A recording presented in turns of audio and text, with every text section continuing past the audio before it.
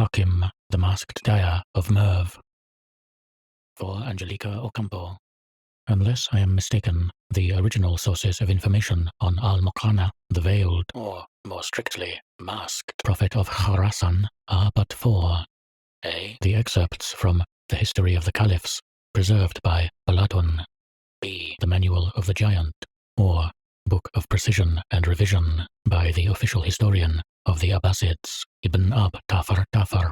C. The Arabic Codex, entitled The Annihilation of the Rose, which refutes the abominable heresies of the Rosa Obscura, or Rosa Secreta, which was the Prophet's holy work. And D. Several coins without portraits unearthed by an engineer named Andrusov on ground that had been leveled for the Trans-Caspian Railway. These coins were deposited in the Numismatic Museum in Tehran. They contain Persian districts which summarize or correct certain passages from the Annihilation.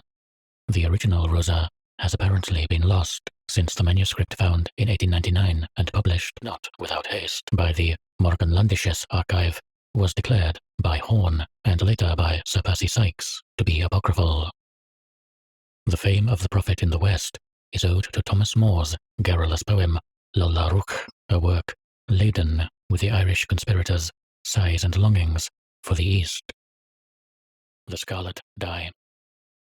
In the year 120 of the Hejira, or 736 of the Christian era, there was born in Turkestan the man Hakim, whom the people of that time and that region were to call the Veiled. His birthplace was the ancient city of Merv, whose gardens and vineyards and lawns look out sadly onto the desert. Noontime there, when not obscured by choking clouds of sand that leave a film of whitish dust on the black clusters of the grapes, is white and dazzling. Hakim was raised in that wearied city.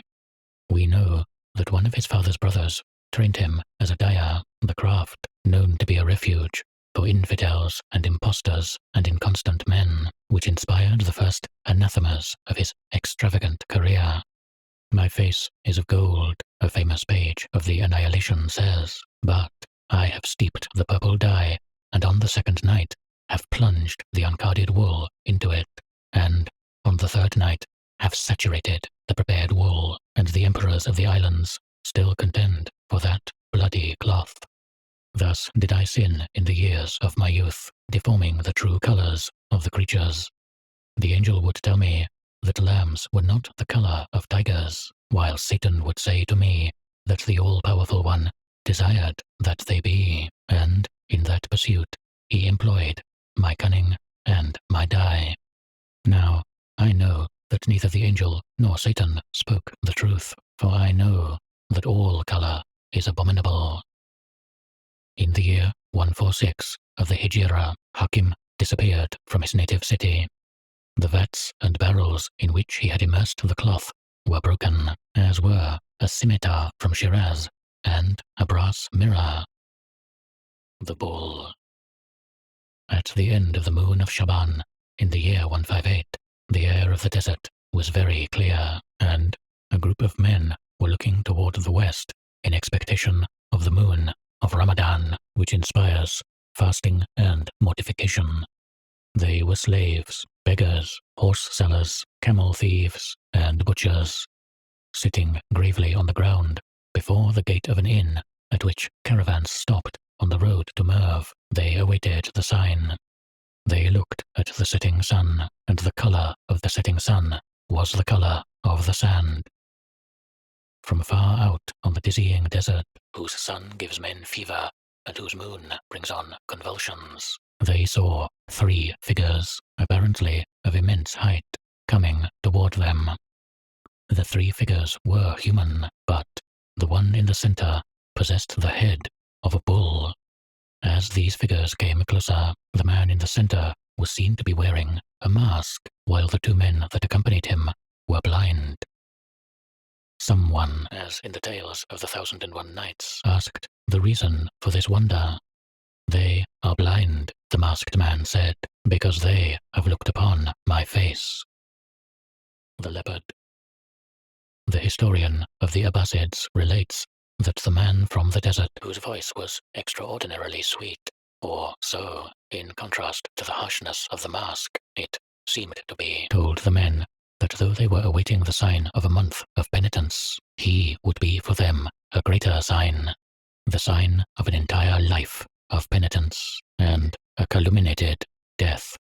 He told them that he was Hakim, son of Osman, and that, in the year 146 of the flight, a man had entered his house, and, after purifying himself and praying, had cut his, Hakim's, head off with a scimitar and taken it up to the heavens. Born in the right hand of this visitor, who was the angel Gabriel, his head had been taken before the Almighty, who had bade him prophesy, entrusting him with words of such antiquity that speaking them burned one's mouth, and endowed one with such glorious resplendence that mortal eyes could not bear to look upon it. That was the reason for his mask. When every man on earth professed the new law, the visage would be unveiled to them, and they would be able to worship it without danger, as the angels did already. His message delivered, Hakim exhorted the men to jihad, a holy war, and the martyrdom that accompanied it. The slaves, beggars, horse sellers, camel thieves, and butchers denied him their belief. One voice cried sorcerer, another impostor. Someone had brought a leopard, perhaps a member of that lithe and bloodthirsty breed trained by Persian huntsmen. At any rate, it broke free of its cage. Save for the masked prophet and his two acolytes, all the men there trampled one another in their haste to flee. When they returned, the beast was blind. In the presence of those luminous, dead eyes, the men worshipped Hakim and admitted his supernatural estate. The Veiled Prophet.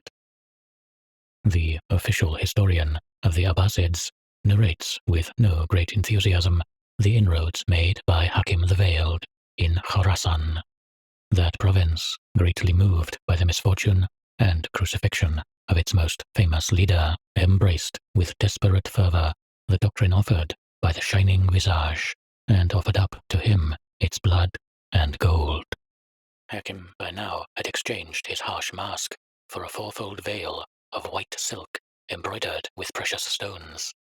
Black was the symbolic color of the caliphs of the House of Abbas. Hakim chose the color white, the most distinct from it, for his shielding veil, his banners, and his turbans. The campaign began well. It is true that in the Book of Precision it is the caliph's pennants that are victorious everywhere, but since the most frequent result of these victories is the stripping of the generals of their rank and the abandonment of impregnable castles, it is not difficult for the sagacious reader to read between the lines.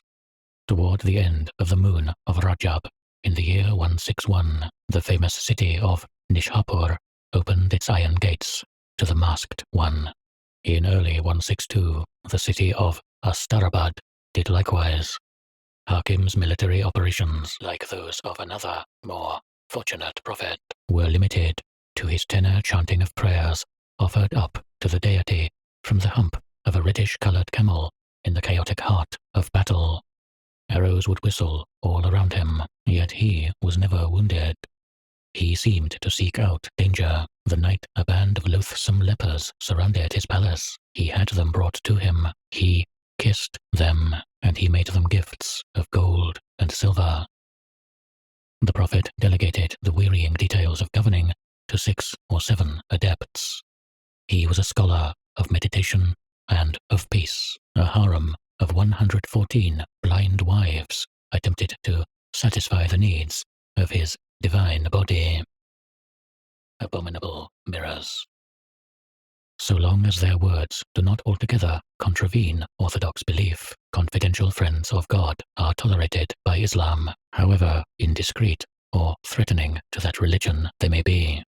The prophet would perhaps not have spurned the advantages of that neglect, but his followers, his victories, and the public wrath of the caliph, whose name was Muhammad al-Mahd, forced him into heresy.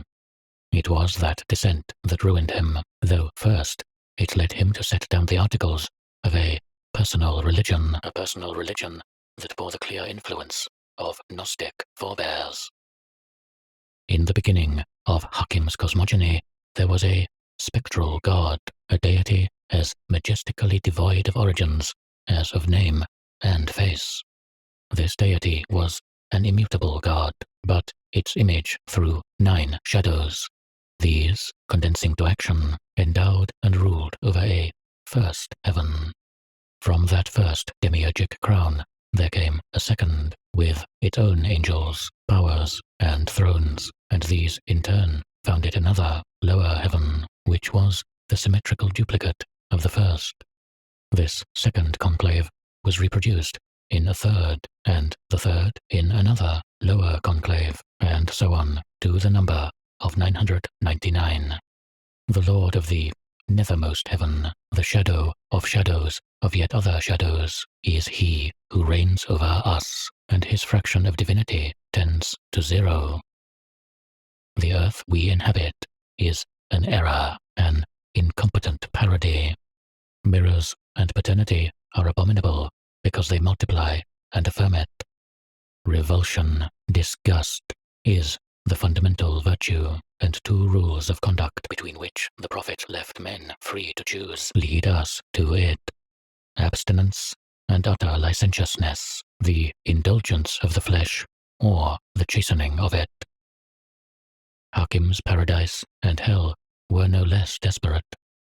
To those who deny the word, to those who deny the jeweled veil and the visage, runs an imprecation from the Rosa Secreta. I vow a wondrous hell for each person who so denies shall reign over 999 empires of fire, and in each empire shall be 999 mountains of fire, and upon each mountain there shall be 999 towers of fire, and each tower shall have 999 stories of fire, and each story shall have 999 beds of fire, and in each bed shall that person be, and 999 kinds of fire, each with its own face and voice, shall torture that person throughout eternity.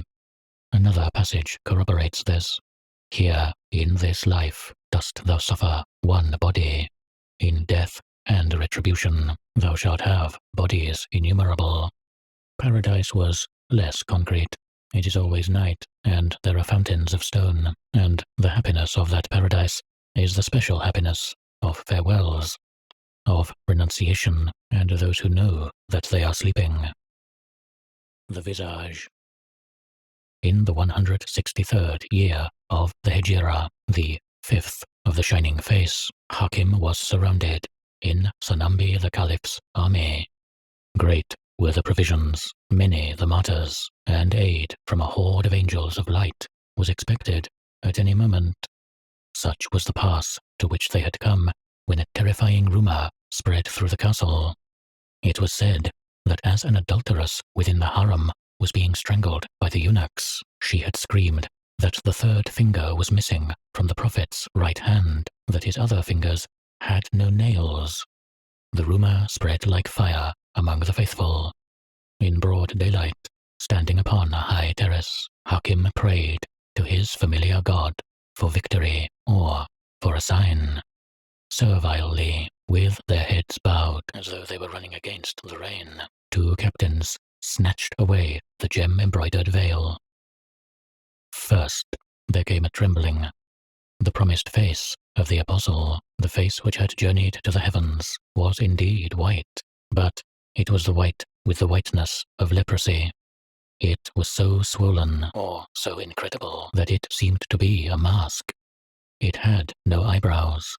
The lower eyelid of the right eye drooped upon the senile cheek. A dangling cluster of nodular growths was eating away its lips. The flat and inhuman nose resembled that of a lion. Hakim's voice attempted one final deception. "The abominable sins forbid thee to look upon my radiance," he began. No one was listening. He was riddled with spears.